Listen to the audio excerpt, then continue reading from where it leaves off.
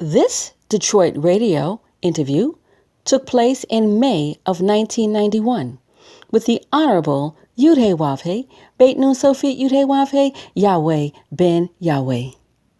Prosecutor is that I reveal to my followers that I'm the Son of God. And then at that moment, I became the titular head with absolute maximum authority and control, and they somehow want to make that a crime. The same as it was 1900 years ago. I've been charged with a gray area called RICO, which was designed for drug dealers. That particular statute was designed exactly and specifically to get at criminal activities, criminal organizations. And here we are, the nation of Yahweh. We are religion. We're the Hebrew Israelites of the Bible. From Genesis to Revelation is our belief. We practice all of the laws and all of the rules and regulations that you find in the Bible from Genesis to Revelation without exception. So they made it very clear in their proper that I am here in prison because I revealed that I am the Son of God. Now, of course, 1900 years ago, that was the exact same charge. Only it wasn't called RICO or racketeering then. But I think a synonym for racketeering is malfactor, and that means blasphemy in the sight of those who are in authority and who are running the country for their own reasons. So it's that revelation primarily that I'm here. Also, the second thing is I have revealed the true history of the so-called black men in America as to who our God is. We came from the west coast of Africa after we had fled from Jerusalem in 70 A.D.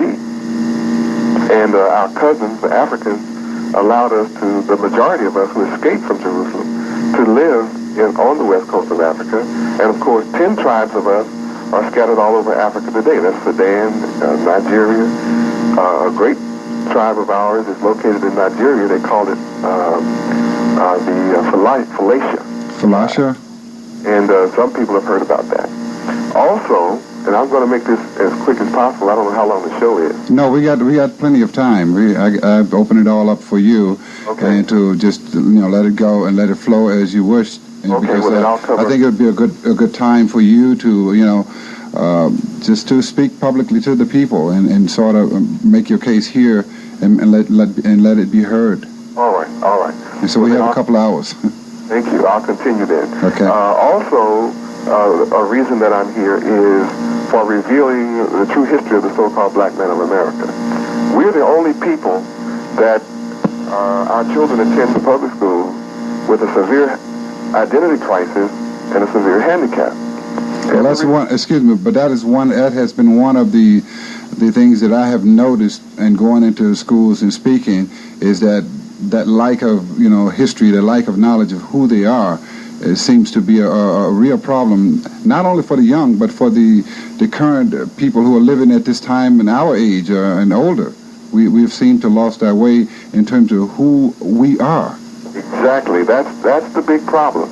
When you have a child that's sitting in a classroom with children from all ethnic groups and nations of the earth, and all of those other children fully understand and comprehend that they are German Americans, French Americans, Spanish Americans, Russian Americans, whatever. You just go through Chinese American, Japanese American. They have this pride of history. And by coming to America and becoming Americanized or even becoming voters and citizens in America, not one time do they give up the knowledge of their history as to who they are by nationality. And they always claim that history before they say they are American. Now, of course, our people, the so-called blacks of America, we're trying to get home with that by now claiming to be African American. Once again, there are problems with that, but at least it's a great start because we've gone through a serious metamorphosis from being colored to being Negroes to being blacks to being Afro-Americans and now finally African Americans. But the problem we still have is where in Africa? Africa is made up of different tribes from one end of the continent to the other. And they are all identified as to the tribe they are a part of, which also identifies the part of the continent that belongs to them. So you back up for a second here, and so I can understand now. You're saying you are from the tribe out of Israel who went 12 different tribes throughout the Western world or throughout Africa?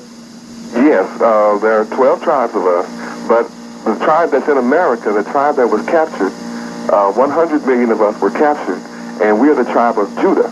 Some of Benjamin is here among us also, but we are from the tribe of Judah, and of course, the tribe of Judah is the one that's chosen to rule over the house of Israel and ultimately the world.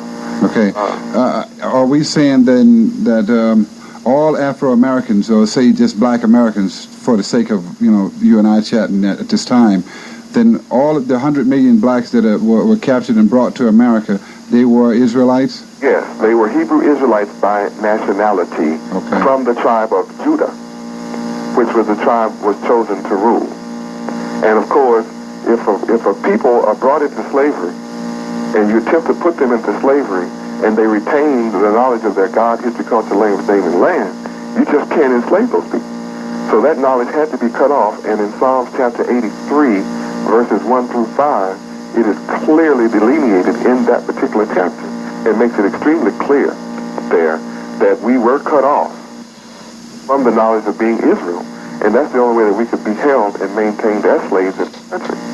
And of course, prophecy has always stated that a Messiah would come, or the Messiah would come. And of course, the first job that he has is to go to the lost sheep of the house of Israel before he can go to all the other nations of the earth and raise them from a state of immorality to a state of morality. He had to go to those that are lost from everything first. And we are those lost sheep that have been lost from the knowledge of our history, culture, language, name, land, and our God. So the purpose of the Messiah coming is to go and get those lost people and give them back that which was taken. And that, of course, automatically removes them from mental and spiritual slavery. And that, too, is another reason why I am here in prison. Is because you are bringing the message? Yes. I'm bringing the message of that was taken from us. I am restoring us. Our nationality is Hebrew Israelite. That's who we are. All the nations of the earth already know this.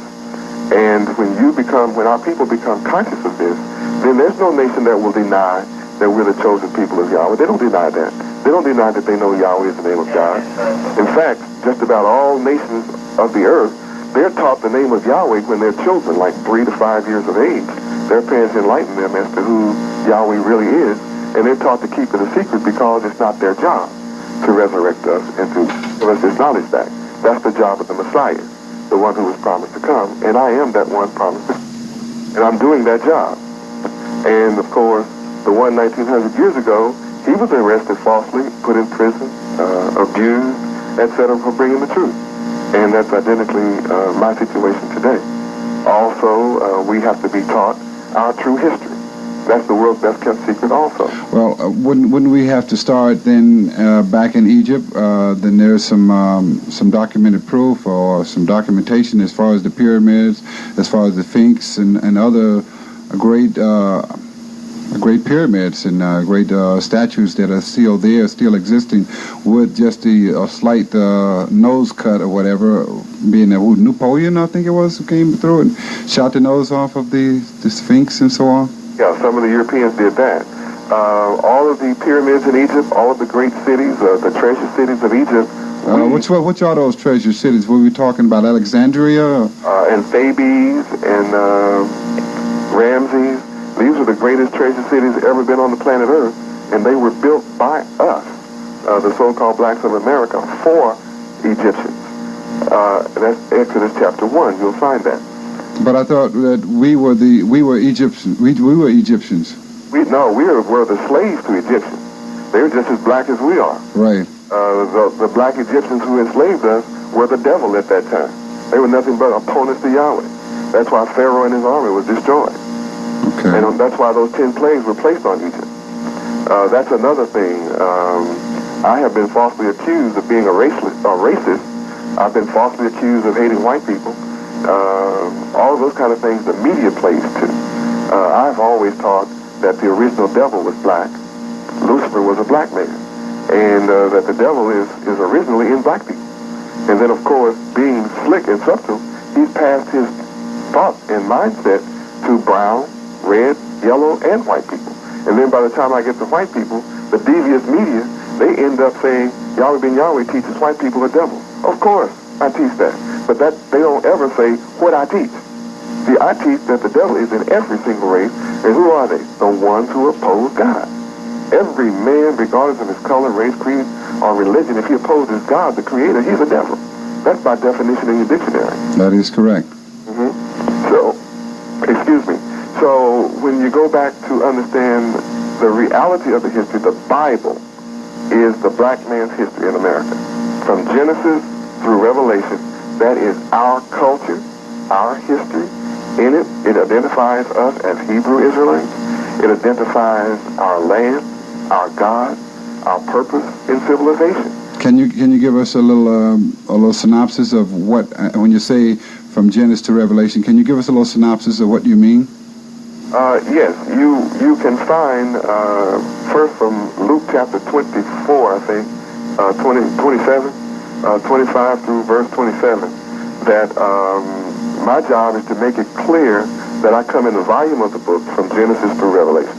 The first 5 books are written through Moses, not by Moses, but certainly through Moses.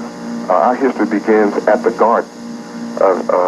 You will find Adam is the son of God, the very son, physical, spiritual, and mental. And when you look in Matthew, you find the genealogy that goes from the man that is called Jesus today, right on back through David, from David right on back through Adam, who is the son of God.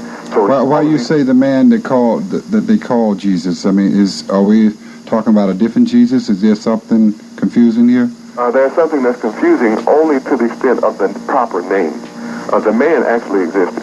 Right. His name could not have possibly been Jesus. For these reasons, I invite every scholar on earth to go and look up the etymological origin of the letter J. The letter J is less than 600 years old. That letter was originated from the English and German misuse of the letter I. In the Greek language, it was Isis. ISIS? Isis. But naturally, everybody knows that the man that is called Jesus, his name was Yahshua. That was his real name, Yahshua. But in Hebrew, he was a Hebrew. They call him a Jew today. There's no Jew. He was a Hebrew.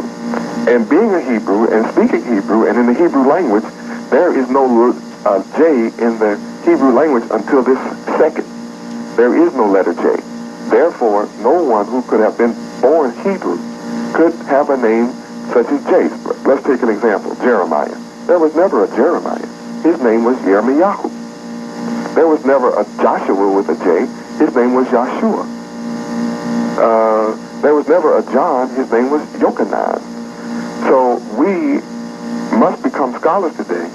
Do this historical research. It's not an idle claim by me. You look this up, as I said. Dr. Ben Yochanan? He's did a lot of research on this. There's his book is called Black Man on the Nile, I think it is. Okay. That's another fine book that I have had the great honor of reading. A couple of other ones, Stolen Legacy. Yes. Which is the other one. Dealing with Ancient Egypt is another one. It's called The Egyptian Book of the Dead and a Mentor. Yes, yes. Have you read any of those books? I certainly have. Okay, well. I certainly have. They're great books to read. Also from... Can you correct me? Because I'm a little confused on some of the things that I have read, so I'm trying to bridge this understanding, and I hope that my audience will tolerate this and try to let me understand a little bit more as well, because I'm learning here from you as well.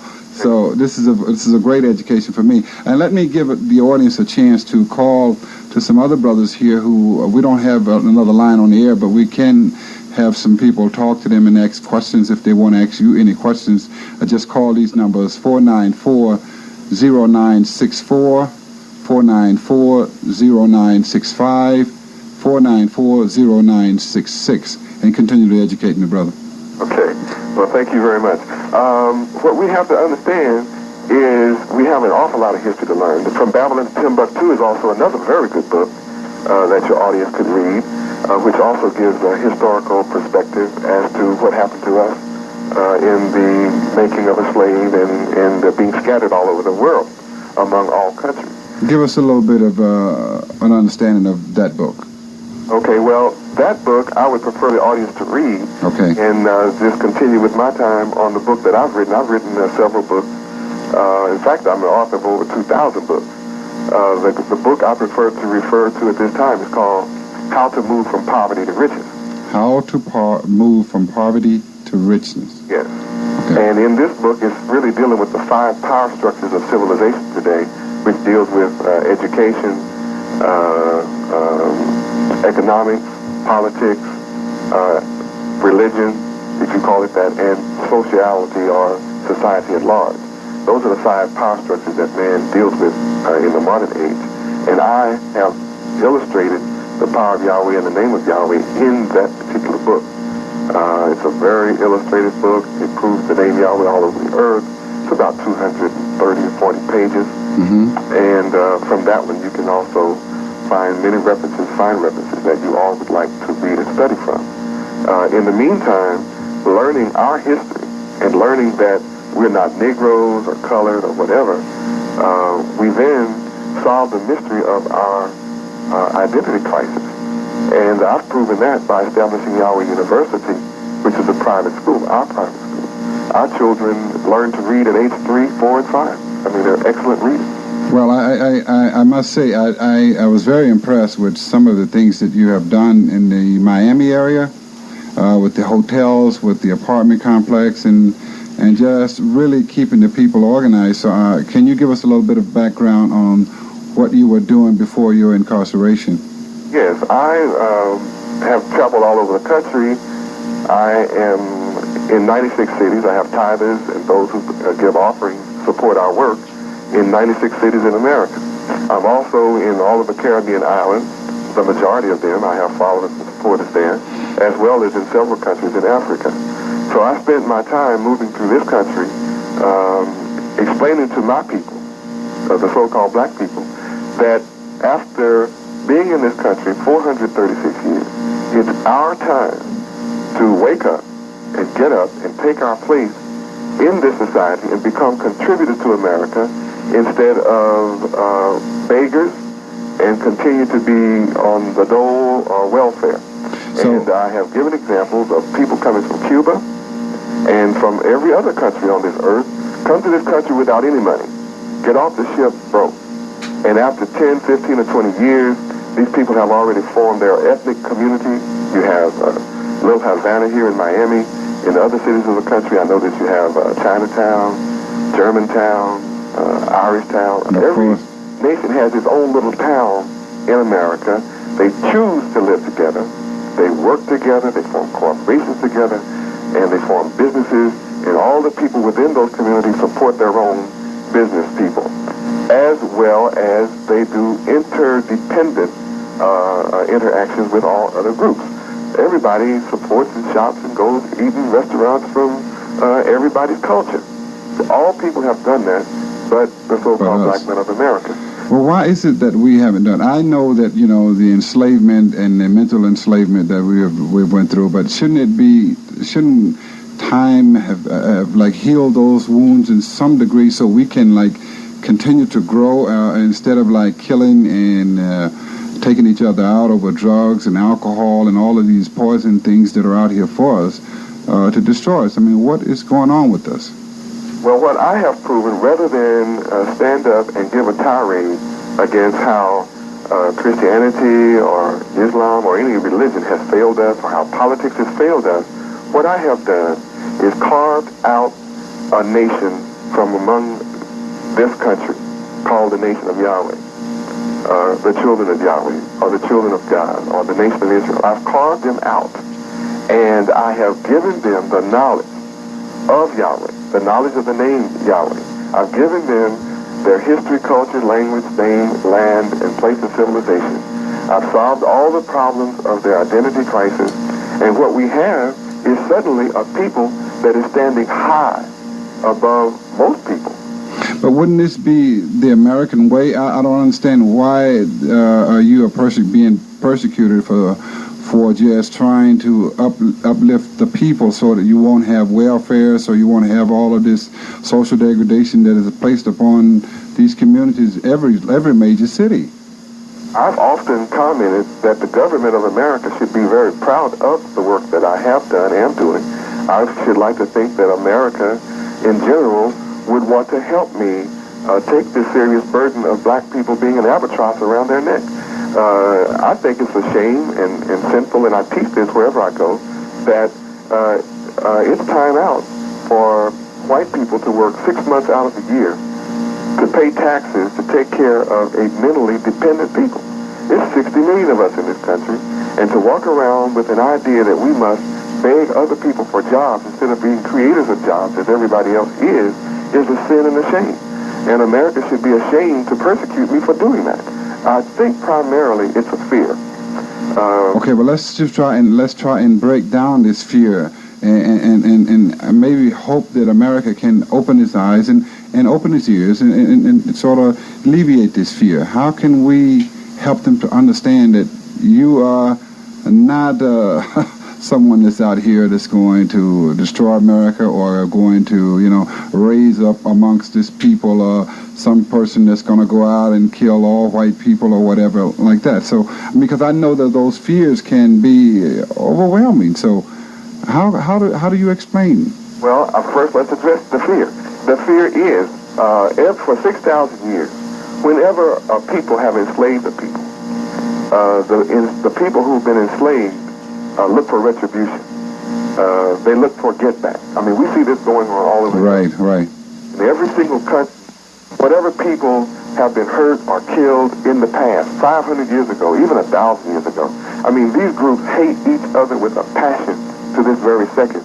And whenever one gets a superior weapon over the other group, they try to take that whole nation out, or ethnic group out. Though they have the same color, such as Ireland. They have the same religion. Same religion, yeah. Bible. And they're knocking each other off right now. But that's not just white people. You go right over to Ethiopia, you have the same identical thing. The tribal It's happening in Somalia right now. Right now. Yeah. And, of course, that same thought and fear exists that if I raise up 60 million black people in America, then suddenly we'll kill all white people. But see, when you read the Bible and understand the purpose of the coming of the Son of God, you understand that I'm the Prince of Peace. Yahweh did not raise me up for retribution. Yahweh did not raise me up to kill people who killed us. I come to raise up a people who are in slavery simply because they broke the laws of Yahweh. That's why we are here. It's not that white people are so great or have so much power or had so much power that they could take us 3,000 years ago. We've been suffering like this for 3,000 years at the hands of all colors of people on this earth. It just so happens that this is the end of it. This is Judgment Day. Judgment Day doesn't have to do with us killing a soul. In fact, I've taken all weapons from my father. We're in prison right now, and I dare say if the officials of this prison were allowed to testify, they would testify that we're the best prisoners they've ever had. We obey all rules and regulations.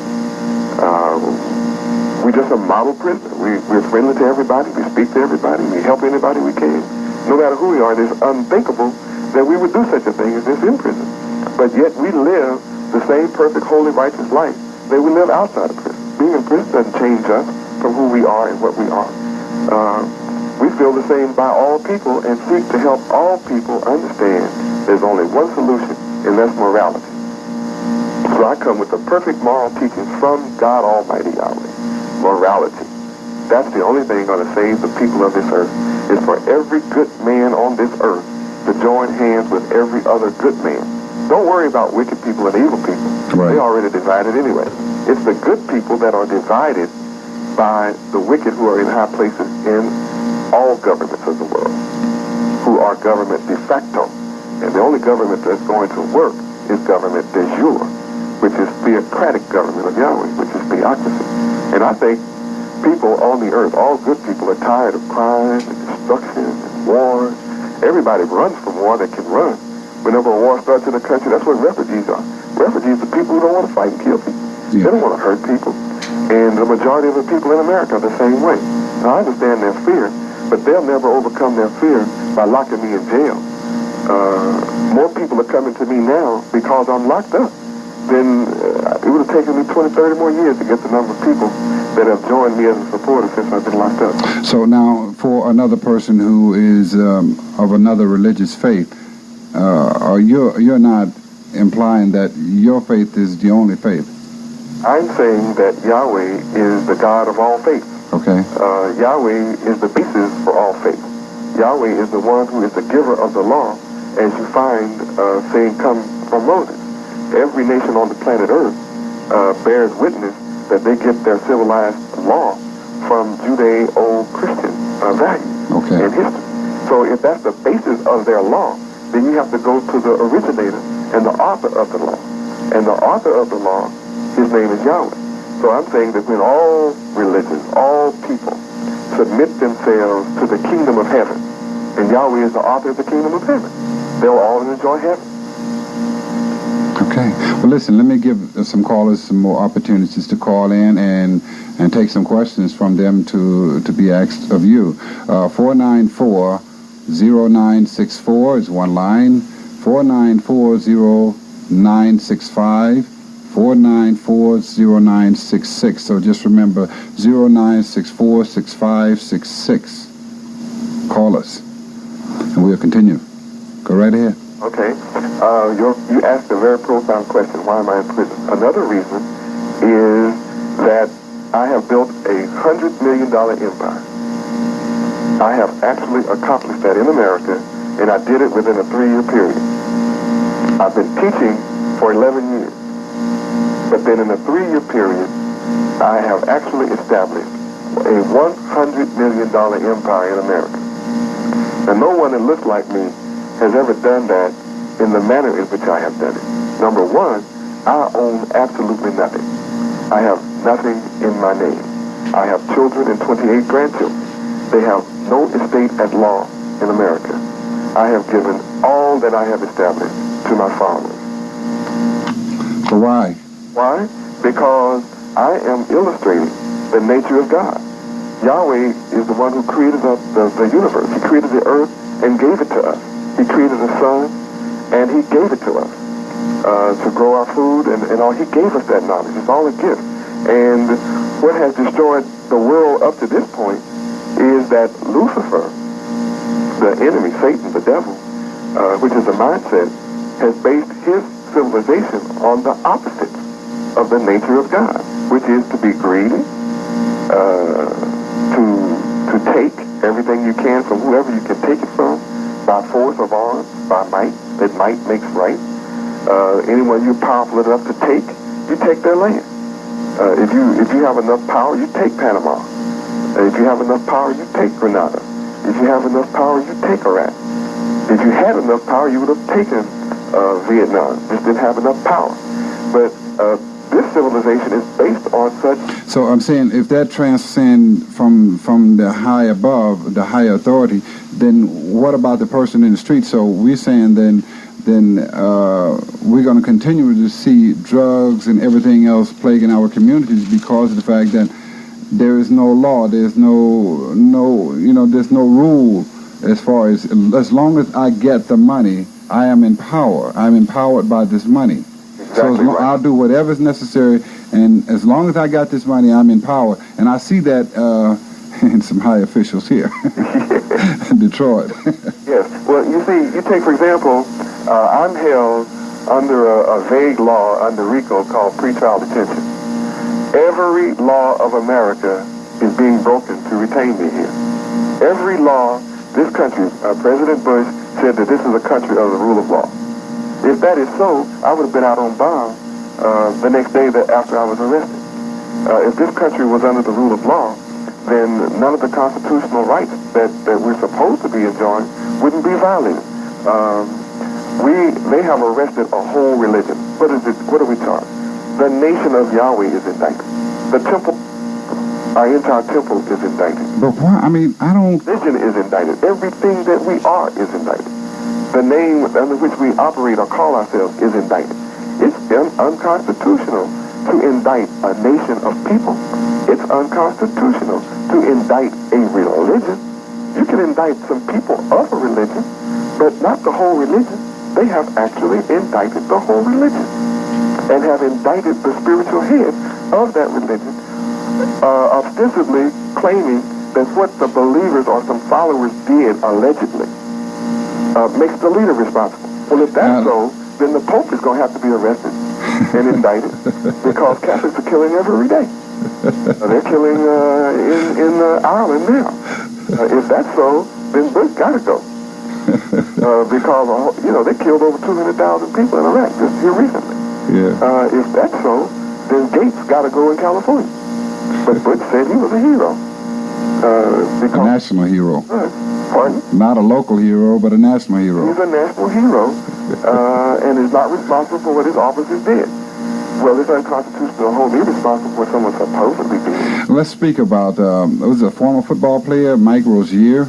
Yeah, Robert Rozier. Robert Rozier. Yeah. Yeah. He's Judas. I would say if he was not the Judas of today. That's the parallel I suffer from, the same as the man was called Jesus. He had a Judas who turned him in for 30 pieces of silver. Rozier has gone through all these lies and machinations because he has tricked the government into letting him slide from the electric chair. This man admitted he killed 4 people and others. He's not even charged for the and others. He got 22 years for admitting he killed 4 people and others. And 16 other people are in jail because he claimed they did something. No proof, no evidence. The prosecution does not want to go to trial. They claimed they were ready in May 20th. We said we're ready. I was ready for trial November 6th. That was the day before I was arrested. I knew the indictment was coming for years. I was ready at any time. I was ready yesterday, May 20th, or any other time. But May 20th came and has passed. Well, it's getting ready to pass. And they've already changed it to September 11th. And I dare say to you, when September 11th comes, they're not going to be ready then either, because they don't have any evidence. If these brothers were guilty of murder, then they should be tried in state court where murderers are tried. Yeah. Well, let me give a station ID right quick, and then we have some questions from our listening audience. Okay. This is WDTR 90.9 FM in Detroit, and this show is being brought to you by the Spencer Haywood Foundation, a 501c3 nonprofit foundation that care about you and your family. And also, we have some questions now for Yahweh Ben Yahweh from one of his followers. This brother here was really out working real hard, I must say, and helping us get it organized so that you could be here today, and I must give him praise. Your name, sir? Amen. Okay. Amen, Israel. Yes, Mr. Yahweh Ben Yahweh. The question from a call-in was, why have other people been given bail and you've been denied bail for the same charges? Oh, yes, that's very interesting. Right here at MCC, we've had a number of people have come through and received bail who were openly, admittedly guilty. That has happened many times in this community since we've been arrested. People have killed people, driven up beside or behind them, or openly, admittedly guilty. That has happened many times in this community since we've been arrested. People have killed people, driven up beside or behind them and killed people. They're out on as small as $50,000 bail. I've only been accused of being told somebody did something. And are constituting that as a danger to the community. I'm really being denied bail because I am the resurrection. I am actually resurrecting spiritually and mentally black people here in America to their history, culture, language, name, and land, being Hebrew Israelites, the people of the Bible. I'm really denied bail because I'm a reformer. Yeah, well, but I think the listening audience should also understand that by you being specifically saying that you are here to help black people, you're not here to harm other races of people. Exactly right. That's what America needs. That's where the fear comes in. And we're trying to, and maybe in the next 30 or 40 minutes, maybe we can try and break down some of this fear. Yes. If once the fear of the unknown is moved, then we can all work together in peace and harmony. So that's all I do anyway. I work with all nations. It's impossible to build an economic empire in America and not be interdependent. I don't have the factories that are producing furniture at this time. I deal with all bases of people who produce furniture to go inside the hotel. And whoever gives us the best price with the best quality of product is the ones we do business with. Well, we have Eamon Israel here at one of the mics as well, and maybe he can give you some background. When was the last time you were here in Detroit? For me? Yes. I was in Detroit about last year, 1990, the summer of 1990. I was on a national tour at that time. And I addressed all of those who wanted to hear a message of how to move from poverty to riches. And of course, this is the message that all so-called black people need. All people want to know how to move from poverty to riches. There's 15 million homeless and unemployed people in America. My message encompasses all of this. It's only natural that I should take a people who everybody on earth recognizes have been mentally and spiritually destroyed and take that group of people and demonstrate that they too can enter the family of nations in America and be a substantial contributor that's outside of the realm of individualism. There's nothing wrong with us coming together and fulfilling the words of the Bible as found in Acts chapter 2, verses 44 through 47, which says all of those who believe have all things in common and share their foods, their pennies, and things together and have a common heritage, a common culture, and a common history. This makes us able to work together. The same as each other ethnic group is able to work together around that commonality.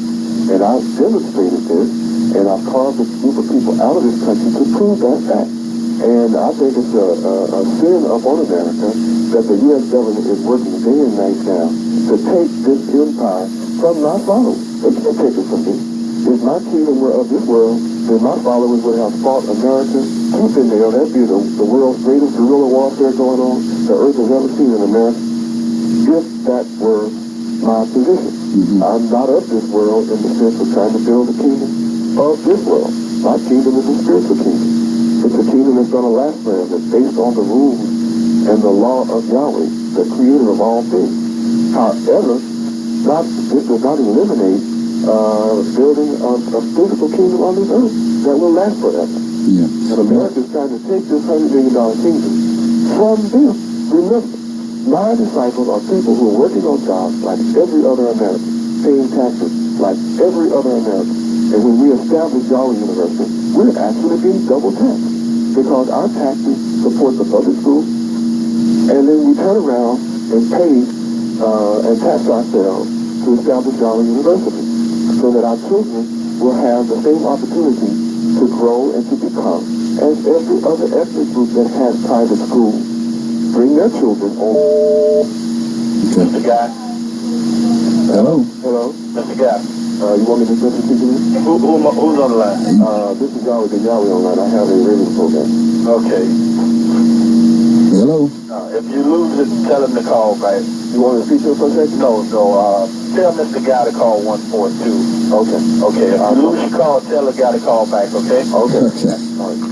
And just remember, you who are listening on the radio at this time, we are interviewing Yahweh Ben Yahweh from Florida Correctional Facilities, one of the Florida Correctional Facilities.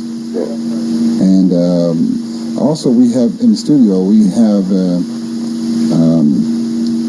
Eamon Israel, who's one of your followers and has done a great job in helping me get you on the air today. Maybe he have a testimony or something he'd like to give to you, or say hello or whatever. Shalom, sir. Shalom, Eamon. How you doing? Hey, Yahweh, I'm doing as good as you could expect. Yes, sir, as usual. Yes, sir. Well, what I'd just like to say at this particular time, since we do have you on the air, Yahweh Ben Yahweh, for all of the radio listening audience to take this opportunity to call the lines and ask any questions, because they really need to hear from you. So I'll just get back to those lines and receive all those calls. Any questions they can have, they can call those lines. And let me give you those numbers again: 494-0964, 494-0965, 494-0966. and I'll give it to you again, so write this down. This is very important. 494-0964, 494-0965, 494-0966. And on the line and on the air, we have Yahweh Ben Yahweh. And thank you again for joining us here. Well, thank you, Mr. Haywood, for this opportunity to speak to our people in your fine city of Detroit. I happen to love Detroit. Detroit has a very fine, unlimited potential. Is all that our people need to do is join with me, and I can extend $100 million empire to an infinite one. Well, Detroit would be a fine example if, if say Afro-Americans or black people will work together, and we could really make this a fine example of a people trying to struggle and trying to do the right thing. But we seem to be so corruptible here. I mean, there seems to be so much crazy madness going on because we're basing everything on the dollar, on that value system, and that's sort of a shame because we are the largest Afro-American population outside of Africa or the Caribbean, aren't we?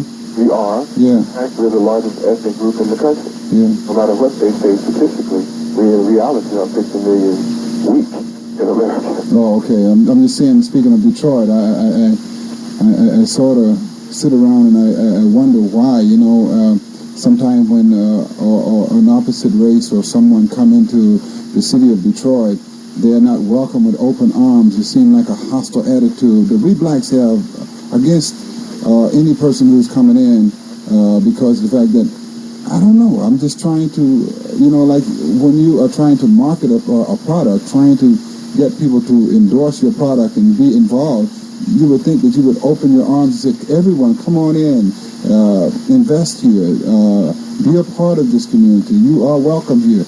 But we tend to want to run everyone away and then sit back and say, well, it's the white man.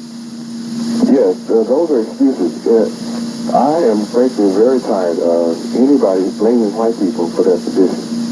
My coming and being raised up among the black people of America is to dispel that excuse, dispel that myth that if it were not for white people, we would be this, that, or the other. When people come to this country with absolutely nothing, no job whatsoever, and will take the lowest paying job, dishwashing, cleaning hotels, being waiters and waitresses, whatever it's called, the lowest, they'll take those jobs, pool their money together, save 50 to a house, and acquire wealth, and then buy up the community that they're, or even buy up the business that they were formerly working for. That's what America is all about. The issue is not going to be solved by a simplistic method like walking into the stadium and have 100,000 people join today. It's really going to be one-on-one, and that will be on a numerical progression point. And it will happen as if overnight, just by starting one-on-one. So it really starts with you, yourself, and each person who's conscious as you are, becoming a part of the unity, one by one. And that is exactly what I'm causing to happen across this country now. 15,000 people signed a petition in Miami for my release. And the 15,000 people that signed, they were Hispanic, Jews, black, and white. And now almost 1 million people have signed across the country. Again, it's white, Jews, black, Latinos, and people from around the world. Sir, if one want to sign your petition, how would one sign it? How would one get involved in the community as far as trying to get a release for you and trying to help petition as well? Well, there are people that are going all over the city, every major city in the country. There are people with petitions. Some of them are called BOSS. There are different groups. There are different organizations that are beginning to become a part of this. I call it a national movement now. It's being forced simply because I'm incarcerated. So that's the one thing that they can do. And whenever you encounter someone that is BOSS, listen and understand the program that they're bringing. Because this is absolutely bringing together people who are genius-minded, who are the best from among us. They're educated, they're professionals. The people who are signing these petitions are doctors, lawyers, engineers, school teachers. They're all professionals. These are literate people, people who can read newspapers, people who can think, people who are not afraid to stand up, people who can understand the value of joining together, even one at a time, we'll accomplish all that we need to accomplish as a people by not trying to force anybody to accept our views, but searching out those who already have these views. Such as yourself, you already have this view that if we just work together, we can accomplish whatever we see. Well, it's so important. I mean, that's the basic key that we all need. I mean, I see it with other races of people that are working together and accomplishing so much. And then I look at ourselves and I see that we've been here for nearly 400 years and we just haven't accomplished anything. Of course, we've played some serious basketball. We have made some great music, but we don't own any of the teams. We don't control nothing. We're still like field hands, sort of speak of. And in fact, right now the NBA and its players, which is the game is on right now, I mean, we just don't have any control. And right now, for me to do an interview with the brothers that I know whom I've provided opportunity for them to play, I have to go to another person, and this person, if you don't like my looks that given day, I can't talk to these guys, and it's crazy. It's amazing. Yeah. It is. Once again, this is one of the many reasons why I'm in prison, is because I have broken the circle. I stand outside the circle. I'm not bound by the philosophy of any country. I'm a free man, and it's free men that have built America. It's not the people who went to college that built America. It's free men. By that you mean what? Pardon? By that you mean what? I understand what you mean, but I'm just saying for my listeners, by All that right. you mean. For example, Ford Motor Company. Established by a man who never finished high school. And the majority of the great industries of this country were formulated and exist today by men who never finished high school. They were not corrupted by static education. The public school systems are not designed to produce captains of industry. They're designed to produce people who will only look for a job and a salary. And you can't show me one rich man on this earth who works for a salary for some other man. I don't care what color he is. White people working for white people who only work for a salary are never going to be rich. So they don't teach people in grade school how to be rich. So what you're saying is that a college then is a training spawn? Or? Yes, the college is right on to a PhD. He's only a tool. He's just like the ramp that the mechanic uses to put the car together. But they tried to take Ford's company for him on the basis that he was incompetent. Imagine this man formed the company, and they tried to actually take it in court, saying he was incompetent, and he didn't have an education. So when they called him forth before the jury, he said, why should I clutter my mind with engineering when I have a doctorate that I've hired for $10,000 that can pull up, I press a button for an engineer to tell me anything I want, and I tell him what to do with it. And that goes to every aspect of the entire industry. I just hire a doctorate who clutters his brain with all that stuff and put him on a computer, press his button, and he'll tell me everything I need to know. I don't have to be smart enough. All I have to be smart enough is put in the work. That's what makes America work. Oh gosh, you've been so informative and so great talking with you. There you go. Yeah. Now you have a better understanding of how I mean too. Yeah, I most certainly do, and I'm sure my audience have a better understanding, and we will be trying to give you as much support as we possibly can without, going to prison ourselves. Yeah. Well, that's easy to do. They want you to be afraid of it, but see, they can't put 60 minutes. Well, I don't travel. I don't travel by fear.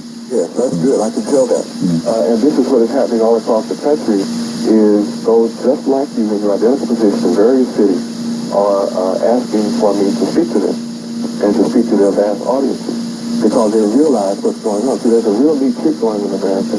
They're using RICO to get rid of all conscious groups and not just black conscious groups. Okay. And they're getting rid of fundamentalist Christians for the same reason, that they're conscious of what's going on, and they're using this thing called RICO to incarcerate them. And they can only get away with it by doing it one-on-one, one at a time. Pick a group that seems odd. We dress different, we talk different. We call the name of Yahweh, which people are unfamiliar with, and yet it's the name of the God of the Bible. And because we appear different, and it makes us unknown, and they can play upon the fears of people, then that allows wicked people within the government to the path of arms, groups such as ourselves, nations such as ourselves, or religions such as ourselves. It allows them to do that and get away with it because they say, well, they're different, they're odd, they probably are up to something. If they hadn't done something, they would not have been arrested. You know, this is a mindset that the media puts off on the people, masses of people. But it's conscious people who know better and understand better than they're informed. So that's what you're doing now, is giving your audience a chance to be informed from me. When you listen to the media, they only speak evil of my character, but they never one time, ever repeat one word of what I teach. So on your program, you see, you're allowing the opportunity for whatever I teach to be heard. And this is the only way they're going to hear it. They're not going to hear it through the media. I mean, the spirit media, those who are wicked within the media. I don't blame the government. I don't blame the whole government. But there are wicked people within the government who are taking advantage of all good people on the earth. There are wicked people within every institution within the same state. Now, they're together. They are together. Okay. And it's the good people of the earth who are running around as individualists. The greatest trick on the planet is individualism. And individualism allows for me, myself, and I, idiosyncrasy. And when you have that me, myself, and I syndrome, then you don't want to be involved with another person's problem. You just want to be able to make enough money to take care of your needs, your desires, your goals, and live out your life and let it go. And as long as you're like that, then the wicked within the government who's taking advantage right now can get away with this atrocity on the American public. They're taking the freedom of every single American. When they take and violate my religious rights and get away with it in court, they set a precedent. And by setting these precedents one at a time, then they are slowly taking away the rights of every American citizen. Sir, are we headed towards a police state, or We are in a police state. We're already there. You see, the Supreme Court is steadily expanding and widening the powers of the police. And they do this with the hope that they are the bourgeoisie or the proletariat. Actually, America has already reached a state that's worse than communist Russia and China. Absolutely worse. by that you mean what? By that, I mean, if you're arrested and put in jail in any communist country, including Japan and China, you go to trial in 60 days, no matter what. I've been here, this will be my 8th month in a few more days. I've been here 8 months, denied bail, in pretrial detention. I'm treated as any convicted criminal. In fact, I'm treated worse in some cases as convicted criminals. I have less freedom than some convicted criminals have in pretrial detention. I'm completely denied the freedom to mount a defense. I can't talk to witnesses. I can't visit, but yet the government can call anybody who wants 24 hours a day, use my tax dollars and your tax dollars to do that. Okay, we have some more questions for you. Yes, Mr. Yahweh Ben Yahweh. Is it true that Thurgood Marshall, a Supreme Court Justice of the United States of America, condemns your incarceration and says that it's unconstitutional? Supreme Court Justice Thurgood Marshall condemns the law that holds me. He holds it as totally unconstitutional. In fact, several justices agreed with him that it is totally unconstitutional. The law in which I'm held, and that pretrial detention is something that's going to be used to get any American they want. What this boils down to is any neighbor, they can get any neighbor, anybody they want, to just say they accuse you. All they have to do is accuse you. And you're in here where I am, without bail. Good God, Yeah, that's not coming. That can happen to any officer that's in here. They may feel, well, I'm working for the government, so it couldn't happen to me. Well, go back and review Hitler in Germany. It happened to them. The SSS rode high for a while, but it happened to them too. And that's where we are.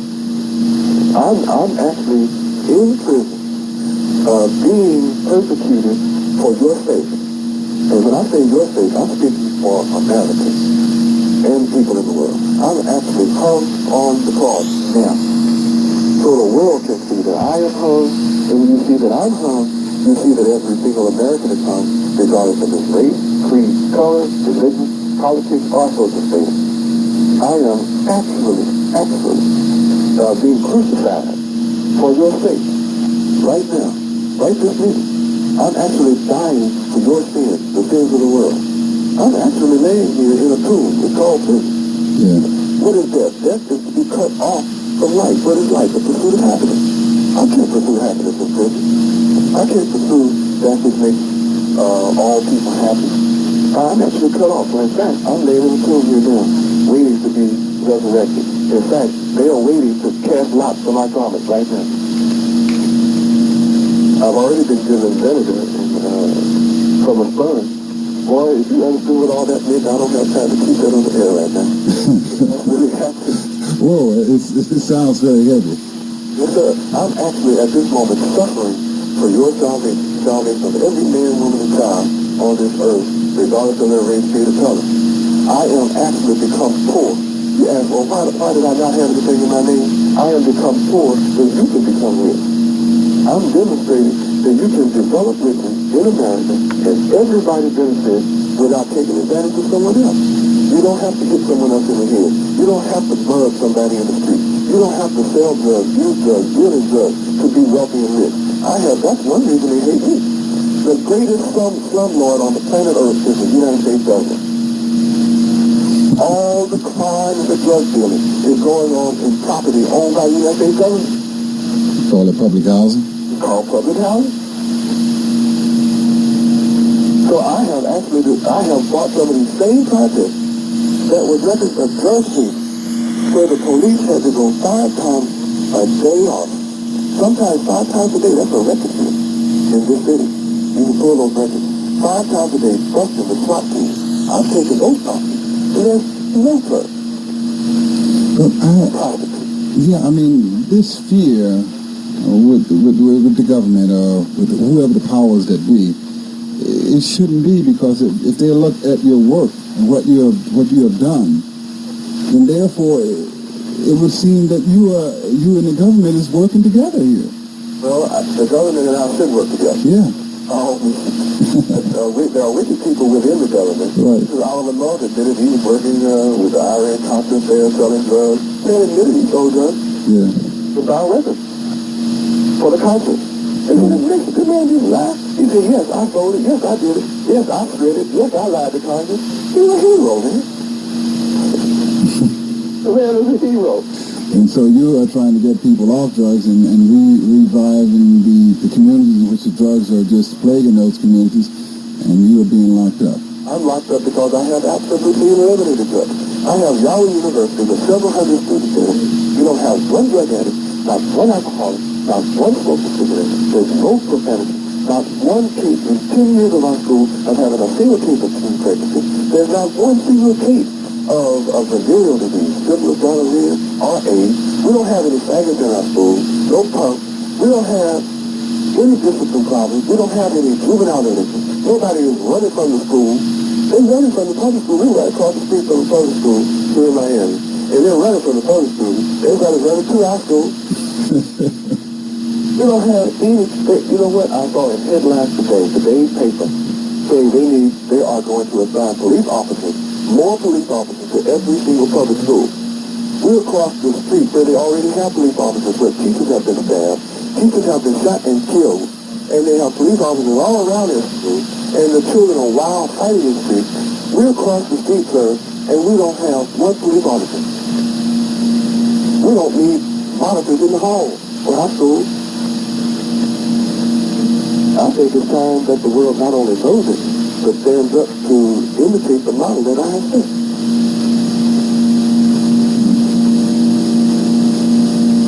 Oh boy, this is we have a couple of questions. He's taking a couple more calls. It's coming in now. I'm in Israel.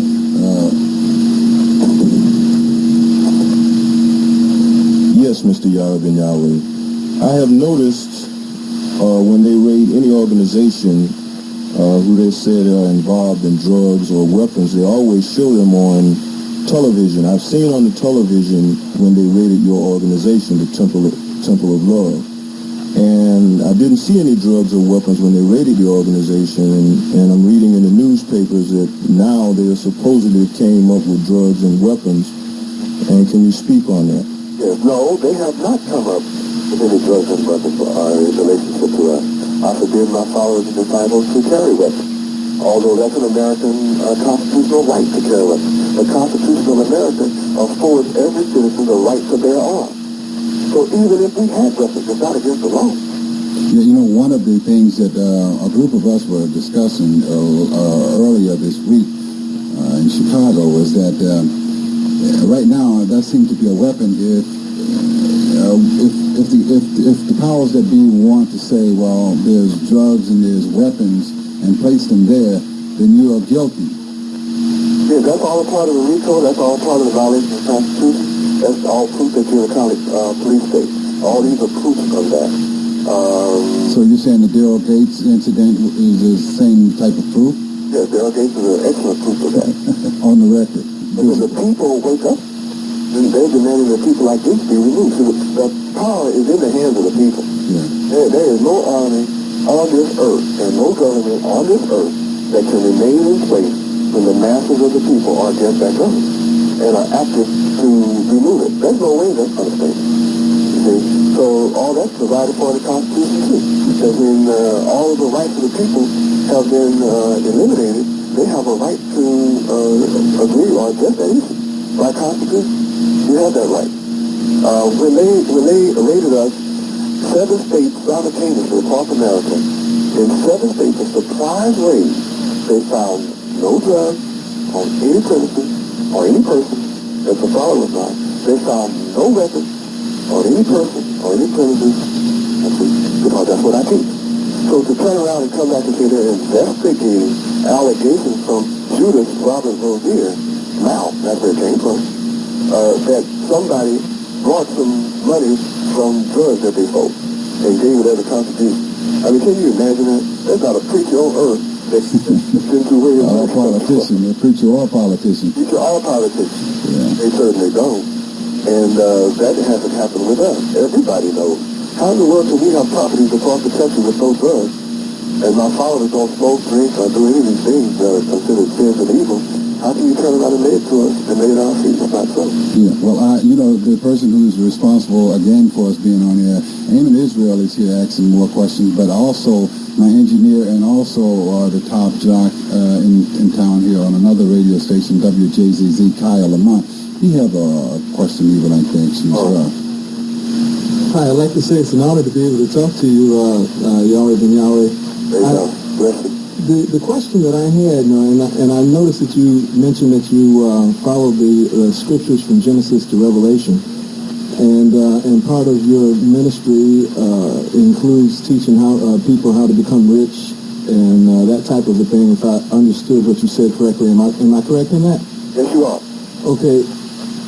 Is your teaching then consistent with what the Apostle Paul had to say at 1 Timothy chapter 6, where it talks about those who are determined to be rich, that they fall into a snare and temptations and they stab themselves all over with many pains? Is your ministry consistent with that teaching?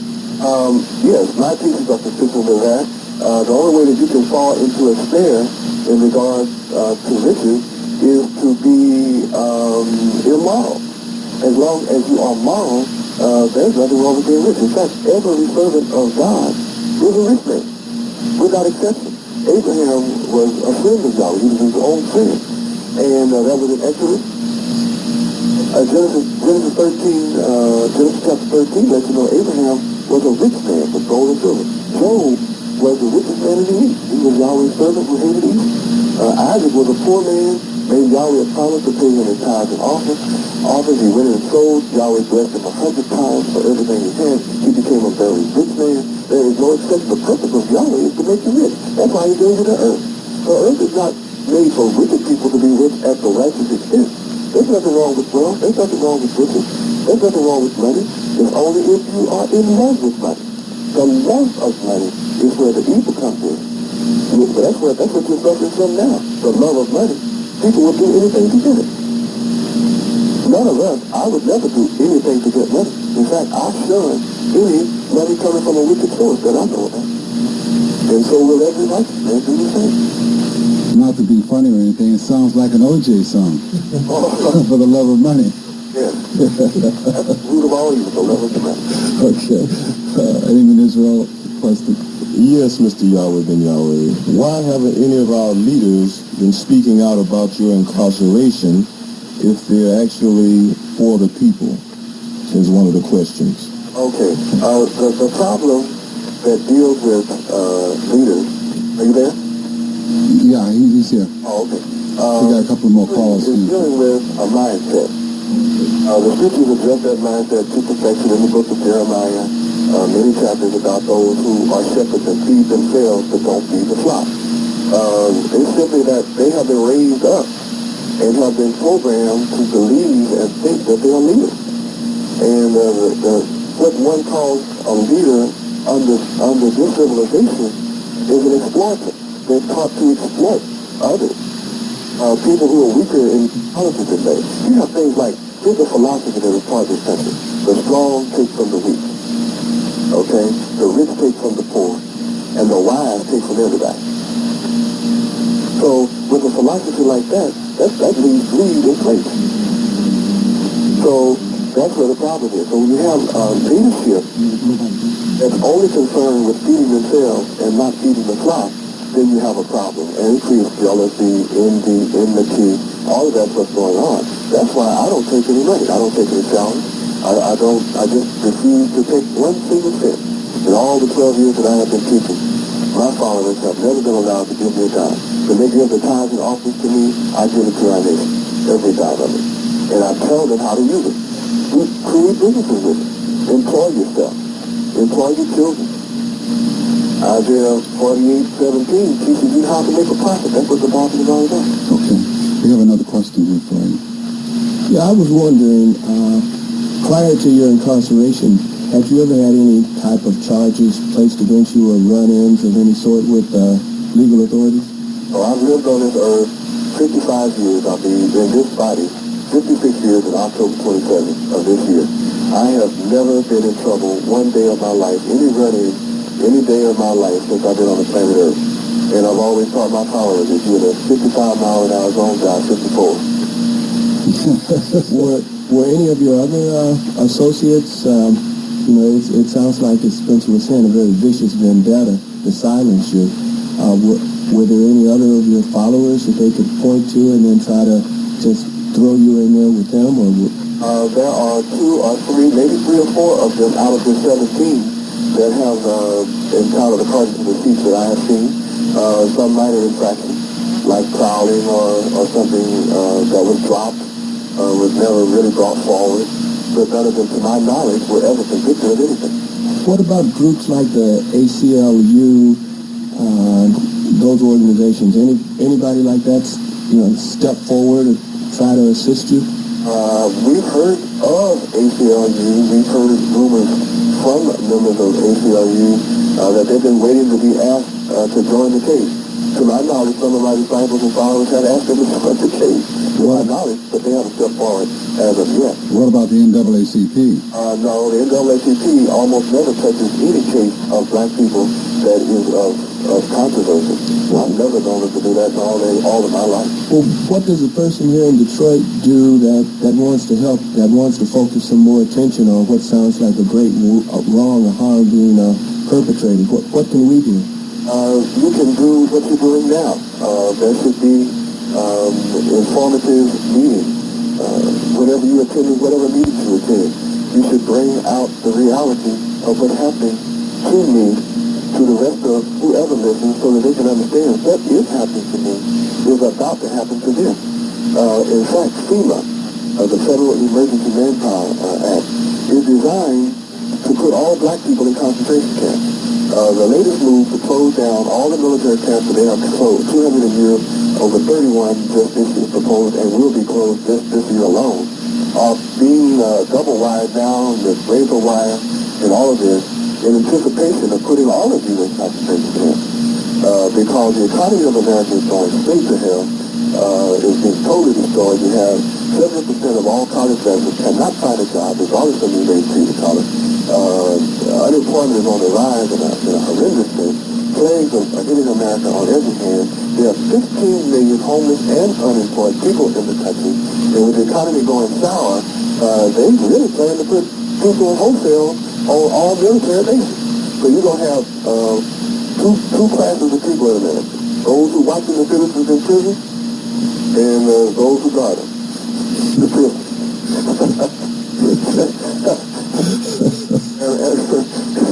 and right now, here you have a thing going, they call unicorn business, they make all kinds of furniture and everything, and the prisoners work 11 cents an hour. That's slavery, man. They're waiting to put you in here for that. You better get me out, or you're going to be in here. It sounds funny, but it's real. I know what you're saying. I mean, I am in the process now. You go to jail in jail. Oh gosh, this has been so informative. We have a lot of other questions. I'm waiting for Eamon Israel to get off the phone with some more questions because our line has been quite busy. For those of you who would like to call in and get some more questions, the number is 494-0964, 494-0965, 494-0966. Earlier you mentioned that you had written a number of books. Where could someone in Detroit, Spencer, you might be able to let the audience know if there's some interest out there in reading some of the books that I've written? Yes. You can contact Brother Eamon, the one that was forming some of those questions, the call-in audience. Right. I mean, Eamon Israel is one person, certainly. I'm sure that he can let you know how to get started. What about the bookstores? Are they in, say, like... Not in the bookstores yet. It would be up to you to see if those books are put in bookstores. I'll be, we'd be happy to supply them. Okay. And they can make a good profit, by the way. Yeah, there's a couple of bookstores I think right off the top of my head here would be an interesting place to have them. One would be the Shrine of the Black Madonna, and the other one would be Barnes Bookstore right across from a great university here, University of Detroit. I think that's a great idea. And the other thing that you can do is I support all kind of groups. Yeah. Including Bob in Detroit. I support Bob, and I support one too. And those are two are fine organizations that stand for morality, and all of you can work with them. Is a good suggestion on my part, as well as lend your support and ideas to informing the public. Okay, well, Eamon Israel is now at the mic again. He has a couple more questions. You have a couple more questions, and also maybe he can give us some ideas of how we can get some literature of some of your work. Yes, Mr. Yahweh Ben Yahweh. Another question is, what do your incarceration mean to moral people? The person says that they have read about your many works, and for they know that you're the only example of achieving them morally. And what does that mean, your incarceration means to moral people? My incarceration means to moral people that it's time for all moral people of the earth to join hands together. That's what Judgment Day is all about. That's the purpose of the coming of the Messiah. That's the purpose of the Savior coming to the earth, is to set judgment in the earth. You cannot have judgment without choice. The only way you can have judgment is to provide the people with a choice. Up until my coming, the people have had no choice but to accept wicked rulership and immorality. Forced it upon you 24 hours a day. You have pornography in your home and the streets. You have every wicked kind of magazine, a thought, and idea is before the public and is protected under free speech. But that's your diet. That's the only diet you have. You don't have a righteous diet, a righteous teaching of teaching people how to be moral. Your parents teach you to be good, but they don't teach you how to be good. Your parents teach you to be honest, but they don't teach you how to avoid temptation. They don't show you how to detect what is evil and what is bad. They teach you shouldn't be bad, but they don't tell you how not to be bad. So my incarceration is letting people know that because I am a moral man, coming with perfect moral teachings from Almighty God, who gave the God, that you're going to be persecuted. That's promised in the Bible. The righteous will be persecuted for Yahweh's name's sake. So if you're moral and you don't join hands together, all moral people find themselves in jail with me. And you are the majority of the people in the country. The wicked are a tiny minority of people. That's why they have to divide us from each other to rule. I'm willing to sit here, and I am happy here, not happy because I'm here, but I'm happy as a person to possibly be in here. because I know the cause for which I am. I am a willing sacrifice, so that all moral people can understand it's time to make a judgment to stand together. And how do you stand together? Well, then submit yourself to the kingdom of heaven. It's here. I have established it. Oh boy. Project, but I have established it better than that. Yeah. So for those young people who are listening, their choices are pretty bleak because of the fact that the music videos and all of the music that is being put out here and all of the books that are out here are sort of polluted and really bad. Yes, on the one hand, it looks terribly and absolutely impossible, absolutely overwhelmingly hopeless. The only hope is for men such as you and those who are listening to this program, and those who are asking all these fine questions that are calling in, right, and asking these great questions. You don't have a choice but to come together because you form that divine number spoken of in the book of Revelation called the Godhead. So by the remnant, it's also called the remnant. See, in the day of Noah, only 8 people were saved. Everybody else was drowned. Well, today, 144,000 are promised to be saved. But they all don't have to drown. They don't all have to be wiped away. But the only way that the youth can be saved is for those who are adults that are moral people and who are willing to make the sacrifice to stand for that which is good. Join hands together and give up this pettiness. You have no choice but to give up the divisiveness of I'm a Baptist, I'm a Methodist, I'm an Episcopalian, I'm a Muslim, I'm a Hindu, I'm a Buddhist. And all these superficialities of I'm black, and I'm white, and I'm a Chinese, I'm a Japanese, and I'm an Indian, and all these petty things that Satan, the devil, has used to keep the good people among all these groups apart. And that's exactly what is happening. Is all of the good people within these different organizations are divided against each other. You find the devil himself is running the church. Yeah, running the religion. That's who's running it. Yeah. So it's the good, I can believe that. It's the good people who are being fleeced as the sheep by all of those money changers. So you who are good, hear the sound of my voice. I am the good shepherd. And all of you, my sheep, hear my voice. And it's devastating to hear me speak like this or talk like this. And I'm talking like this in prison. I should be down. My head should be hung. I should be walking around dismal and forlorn and have a chip on my shoulder, disturbed and angry, upset because I'm falsely in prison. Man, you can tell I'm excited. I get that feeling, yeah. Because you are to live in the Word, you know, so that's the whole, that's what excitement is about. Indeed. It's about the truth. Yes, sir. And I come with the truth that sets everything free. So as you and every man in this audience, forget your pettiness, forget what school you went to. See, the enemy tells you that you're a rival to some other school playing basketball, and neither one of you won. They play the game on you that you won and another one lost. So half of the group is happy when the game is over, and the other group is happy. One group is happy, and the other half is unhappy. Unhappy, yeah. We're going to have that situation today in about another, here in Detroit, we're going to have that situation within another hour, yeah. Yeah, and the other half is going to be unhappy. And guess what? Spencer, you realize this. Both groups lost.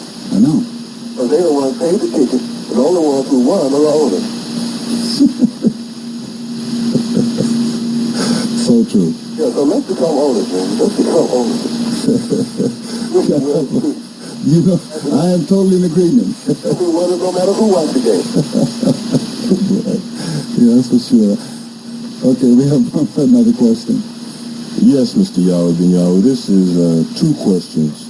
The first question is, caller in said, how can we financially support you? The next question is, Detroit has political power, but it does not have economic power. And can you assist us to bring economic power to the Detroit area? Yes, I have proven that I can. My teaching has enabled some of my followers to come together in Atlanta, Georgia, and purchase a skyscraper hotel downtown. Spend over $1 million refurbishing it. It's a treasure house right now. It's a trophy hotel. Swimming pool on the 4th floor. It will feature 2 restaurants. One of them is being opened now. Within 20 days, another business in that hotel will be open. It has 3 clubs in it. Our family, we're the only group that has ever owned a downtown piece of property in Atlanta in a hotel industry.